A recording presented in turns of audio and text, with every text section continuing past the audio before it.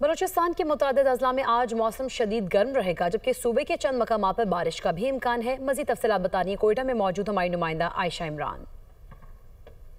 आज बलूचिस्तान के बेशतर अजला में मौसम गर्म और मरतूब है। इसी के साथ मूसाखेल, बारखान, कोलू, खुजदार, मस्तुंग और इसके गिरदोनवा में चंद मकामात पर तेज़ हवाओं के साथ साथ गरज चमक के साथ बारिश का भी इम्कान जाहिर किया गया। अगर हम दर्जा हरारत की बात करें तो आज कोयटा में ज़्यादा से ज़्यादा दर्जा हरारत 39, कल्लात में 33, ज़ियारत में 27 और जोब में 34 डिग्री सेंटीग्रेड रिकॉर्ड किया गया।